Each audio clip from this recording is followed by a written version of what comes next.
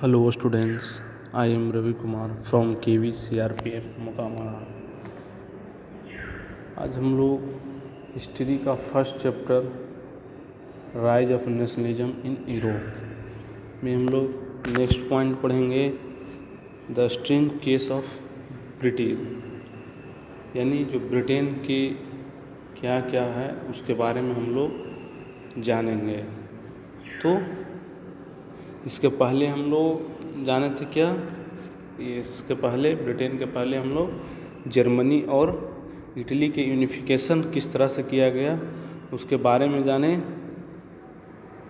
तो उसके लिए क्या हुआ था कि जर्मनी और इटली में एकीकरण के लिए, यूनिफिकेशन के लिए बहुत तरह के वहाँ पर वार हुए थे तब जाकर वहाँ पर यूनिफिकेशन हो पाया था। लेकिन यहाँ पर ब्रिटेन में ऐसा कुछ नहीं हुआ था। ब्रिटेन में लॉन्ग टाइम तक यहाँ पर प्रोसेस चला था, बहुत लंबा प्रोसेस चला था, करीब 100 से 200 ईयर तक चला था। तब ब्रिटेन एक यूनिफाई हुआ और तब फिर ब्रिटेन एक नाम का एक नया राष्ट्र बना था। ठीक है, तो इसमें हम लोग जानेंगे कि सम स्कॉलर, जो कुछ स्कॉलर लोग, कुछ विद्वान लोग का ऐसा मानना है कि जो नेशन स्टेट जो बना, ये नेशन स्टेट या फिर नेशन बनाने का जो मॉडल है वो ब्रिटेन का होना चाहिए, क्योंकि यहाँ बिना युद्ध के ही नेशन स्टेट बनाया गया था। ठीक है,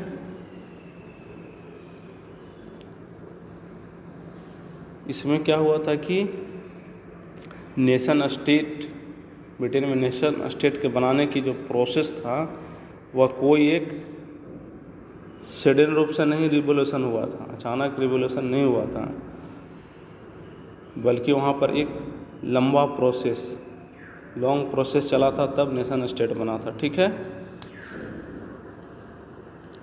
और फिर 18वीं सेंचुरी के पहले, 18वीं सेंचुरी के पहले कोई भी ब्रिटिश नेशन नहीं था। इसके पहले नो ब्रिटिश नेशन, कोई भी ब्रिटिश नेशन नहीं था। और जो लोग इंग्लिश, वेल्स, स्कॉट, आयरिश थे, उनका प्राइमरी आइडेंटिटी क्या था, उन लोग के मुख्य पहचान के रूप में एथनिक थे। ठीक है, और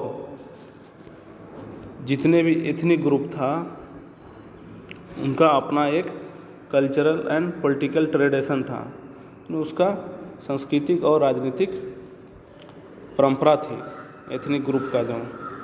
ठीक है, और फिर क्या हुआ कि जैसे जैसे इंग्लिश नेशन का पावरफुल हुआ, मजबूत होता गया, और मजबूत होने के साथ साथ वहाँ क्या हुआ कि वेल्थ बढ़ा, इम्पोर्टेंस बढ़ा और फिर पावर भी बढ़ा। तो फिर उसका जो इन्फ्लुएंस हुआ, जो प्रभुत्व भी, जो उसके अगल बगल के राष्ट्र थे या अगल बगल के जो एरिया, वो दूसरे नेशन तक बढ़ने लगा था, इंग्लिश नेशन का। ठीक है, और एक चीज़ इसमें हम लोग जानेंगे कि जो इंग्लैंड है या यूके, यूनाइटेड किंगडम जो कहा जाता है, यूके यूनाइटेड किंगडम, वो रियली में क्या एक कंट्री है, एक देश है? नहीं, उसमें 3 देश मिले हुए हैं। कौन कौन? तो फर्स्ट नंबर में स्कॉटलैंड, आयरलैंड, तब इंग्लैंड, ये तीनों को मिलाकर एक यूनाइटेड किंगडम नेशन बनाया गया था। उसी के बारे में हम लोग आगे जानेंगे। ठीक है, और फिर यहाँ से चलते हैं इंग्लिश पार्लियामेंट के बारे में। तो इंग्लिश पार्लियामेंट था जो 1688 में जो मोनार्की था वहाँ पर, यानी कि जो ब्रिटेन के जो रॉयल फैमिली थे उसको पावर से हटा दिया गया, छीन लिया गया उससे। ठीक है, इस तरह से पार्लियामेंट के थ्रू ही नेशन स्टेट, पार्लियामेंट के थ्रू एक नेशन स्टेट को बनाया गया, और जिसके सेंटर में कौन था? इंग्लैंड। और फिर जो 1707 में एक एक्ट ऑफ यूनियन पास किया गया, वो किन के बीच? तो इंग्लैंड एंड स्कॉटलैंड के बीच से United kingdom of great Britain का गठन हुआ। इन दोनों में पास करके इंग्लैंड और स्कॉटलैंड के बीच में समझौता करके एक्ट ऑफ यूनियन के through he United kingdom of great Britain बना था। ठीक है, लेकिन इसमें क्या किया कि इंग्लैंड जो था वो अपना इन्फ्लुएंस, जो प्रभुत्व स्थापित करने के लिए, अपना कब्जा करने के लिए उस पर, स्कॉटलैंड पर, वो इम्पोज किया जाता था, जमाना चाहता था कि अपना धाक जमा रहे स्कॉटलैंड पर। और फिर जो ब्रिटिश जो पार्लियामेंट था वो उसमें क्या था? मेनली डोमिनेट किया जाता था किसके थ्रू? तो इंग्लिश मेंबर द्वारा। वहाँ इंग्लिश मेंबर ही थे ब्रिटिश पार्लियामेंट में। और फिर क्या हुआ? जैसे जैसे ब्रिटिश आइडेंटिटी का ग्रोथ हुआ, जैसे जैसे हुआ, और इंग्लिश का जो इफ़ेक्ट था वो स्कॉटलैंड पर धीरे धीरे बढ़ता गया। और जो स्कॉटलैंड का जो कल्चरल और पॉलिटिकल इंस्टीट्यूशंस था उसको सिस्टमेटिकली रूप से सप्रेस्ड किया गया, यानी योजनाबद्ध तरीके से उसको नियमतः, ऐसा नहीं है कि युद्ध करके, नहीं, उसको नियम के आधार पर उसको दबा दिया गया, कम कर दिया गया। ठीक है।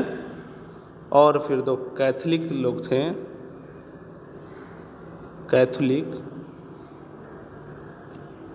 वे कैथोलिक लोग थे जो स्कॉटिश हाईलैंड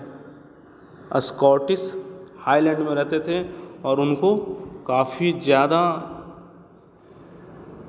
दबाव उन लोग को झेलना पड़ता था जब वो इंडिपेंडेंस की बात करते थे, अपनी स्वतंत्रता की जब बात करते थे, शो करते थे या फिर उसका यूज करते थे कि हम स्वतंत्र हैं, तो उन पर प्रेशर दिया जाता था, दबाव डाला जाता था। ठीक है। और फिर स्कॉटिश हाईलैंड के लोग की जो अपना जो भाषा था, कौन भाषा था? वहाँ के लोकल भाषा था गैलिक लैंग्वेज। उनका अपना था बोलने के लिए लोकल लैंग्वेज, वो गैलिक था। उसको भी वहाँ बोलने के लिए नहीं दिया जाता था, अलाउ नहीं था बोलने के लिए, लोकल भाषा में बात करने के लिए। और फिर उनका जो नेशनल ड्रेस था, स्कॉटलैंड की बात हो रहा है, उसको भी वहाँ पहनने नहीं दिया जाता था। और इस तरह से वहाँ क्या हुआ कि लार्ज नंबर में बहुत सारे लोग वहाँ से फोर्सली रूप से अपना होमलैंड को, अपना जो इलाका हुआ उसको छोड़कर चले गए, उसको छोड़ना पड़ा, भाग गए वहाँ से, इस तरह के प्रॉब्लम के कारण। ठीक है। इस तरह से ये तो स्कॉटलैंड और इंग्लैंड के बीच में एक एक्ट ऑफ यूनियन हुआ, उसके थ्रू दोनों मिले थे, 2 अभी स्टेट बने हैं इसमें। और एक और है भी आयरलैंड के बारे में।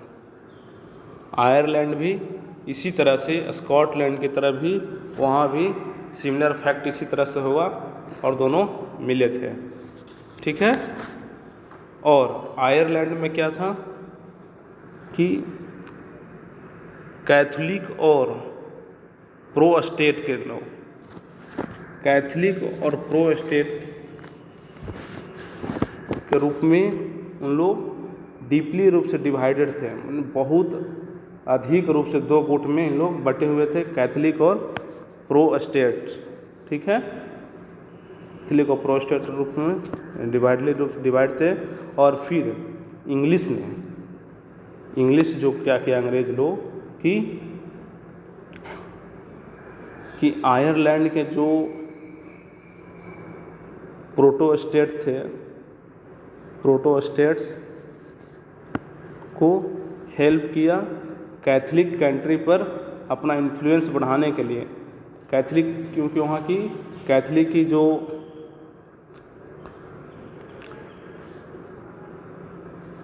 कैथलिक था वो अधिक संख्या में था वहाँ पर कैथलिक लोग, और उस पर अपना इन्फ्लुएंस बढ़ाना चाहता था कौन? इंग्लिश।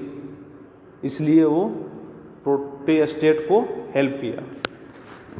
और जो कैथलिक लोग थे उन लोग फिर वे रिवोल्ट्स किए, विद्रोह किया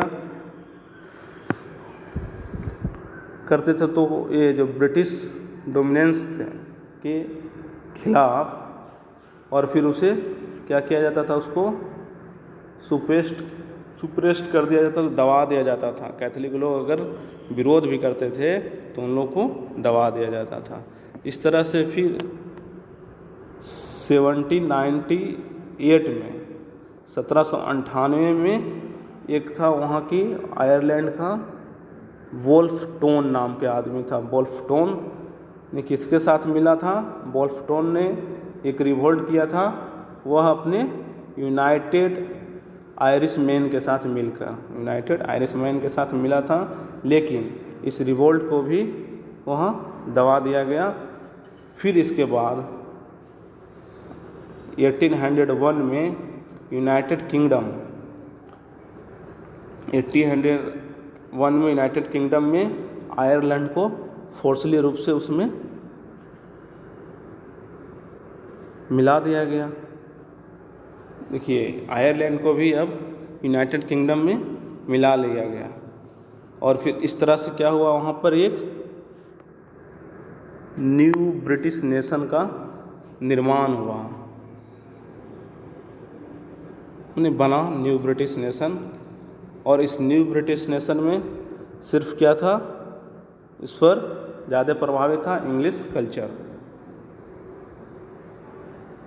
और फिर वहाँ के जो सिंबल के रूप में दिया गया वो न्यू ब्रिटेन के सिंबल के रूप में ब्रिटिश फ्लैग, यूनियन जैक के रूप में, और फिर नेशनल एंथम जो था God save our noble king.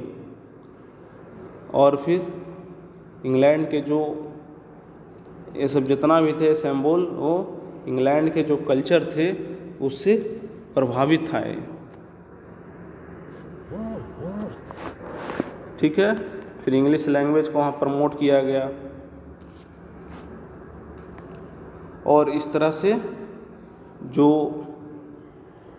Older nation थे, यानी जो आयरलैंड फिर स्कॉटलैंड, वहाँ के जितना भी कल्चर था उसको एक तरह से समाप्त कर दिया गया। वहाँ कोई भी उनका कल्चरल प्रभावित नहीं हुआ, प्रभाव में नहीं रहा, और उसको समाप्त कर दिया गया। और इन लोग सिर्फ खाली एक सबऑर्डिनेट पार्टनर के रूप में रह गए यूनियन में। ठीक है। इस तरह से हम जाने कि इंग्लैंड का यूनिफिकेशन किस तरह से हुआ था इसके बारे में। ओके।